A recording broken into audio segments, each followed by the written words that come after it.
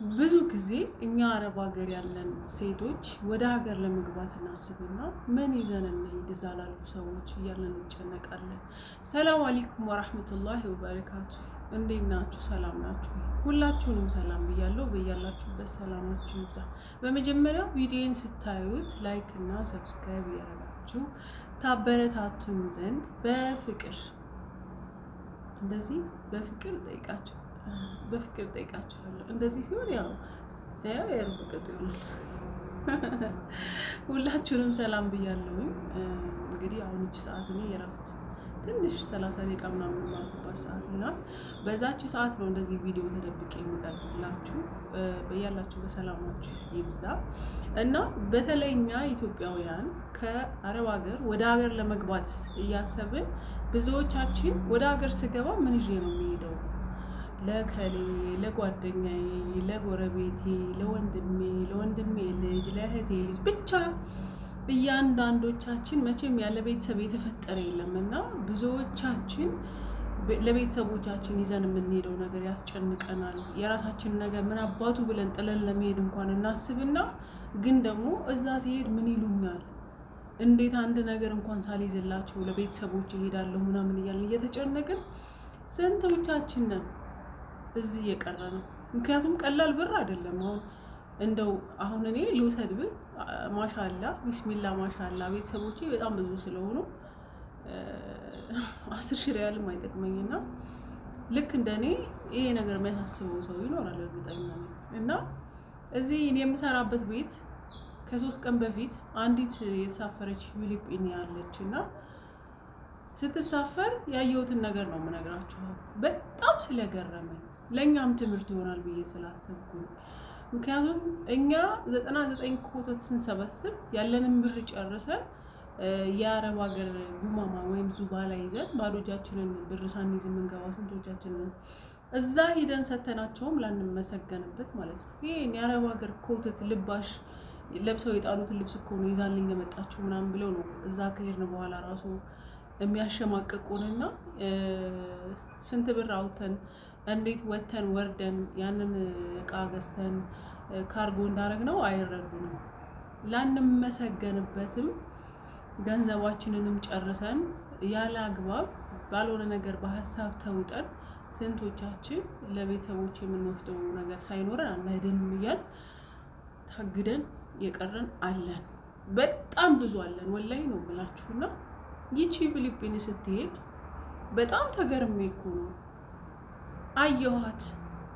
ከዛ ለራሷ ብቻ ነው ልብስ የገዛችሁ። ብታምኑ ባታምኑ እንዴ አልኩ። እኔ መጠየቅ እወዳለሁኝና ምንድን ነው ብዬ ከዛ ቺሪ ነው ስሟና ምን ሆነሽ ነው እቃ ያልገዛሽው ለቤተሰቦች ብዬ ጠየቅኳት።